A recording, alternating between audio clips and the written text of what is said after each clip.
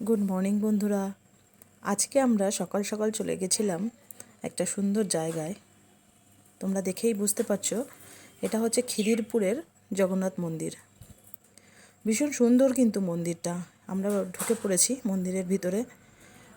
ঢুকে দেখো আমরা এখন কিন্তু মন্দিরের উপরেই যাচ্ছি যেখানে পুজো দেওয়া হয়। সকাল সকাল পুজোটাও সেরে ফেললাম আমরা, আমি, আমার ছেলে, আকাশ, আমরা কিন্তু সবাই মিলে পুজোটা সুন্দরভাবে দিয়ে নিয়েছি। এখানটা পুজো দেওয়াটাও কিন্তু বেশ ভালো লেগেছে আমার। কত শান্তিপ্রিয়ভাবে আমরা কিন্তু পুজোটা করেছি। পুরো নিজেরা একদমই কিন্তু কাছ থেকে প্রভু জগন্নাথ দেবের দর্শন করেছি। ভীষণ ভালো লেগেছে। পুজোটা দেওয়া হয়ে গেছে। এবার আমরা চলো তোমাদের পুরো মন্দিরটা একটু ঘুরে দেখাই।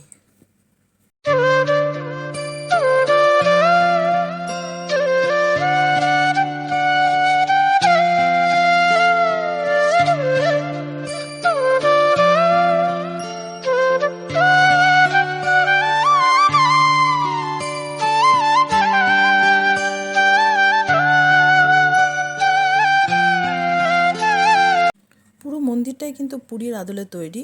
ভীষণ সুন্দর মন্দিরটার প্রাঙ্গণটা, দেখেও মন শান্তি হয়ে যায় এবং খুব ভালো লাগে। শান্তির একটা মনে হলো সত্যি একটা শান্তির জায়গা খুঁজে পেলাম। আর দেখো তোমরা মন্দিরের গা দিয়ে কিন্তু চলে গেছে স্টেশনের ট্রেন লাইন, যেটা বজবজের দিকে যাচ্ছে।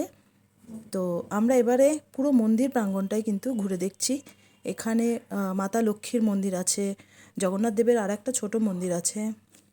তারপরে বিশ্রামের জন্য একটা আলাদা জায়গা কিন্তু এখানে করা রয়েছে। এই সমস্ত জিনিস কিন্তু পুরো ওপরে ভীষণ সুন্দরভাবে সাজানো রয়েছে। মন্দিরটা দেখলেও কিন্তু মন খুব ভালো লেগে যায়।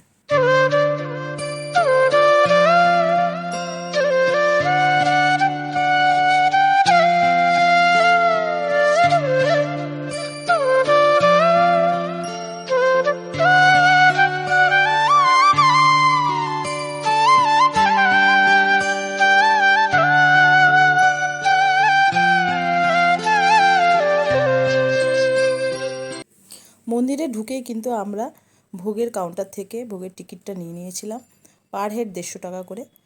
এবারে আমরা কিন্তু যথারীতি 1টার পরে ওরা ভোগ দেওয়া স্টার্ট করে।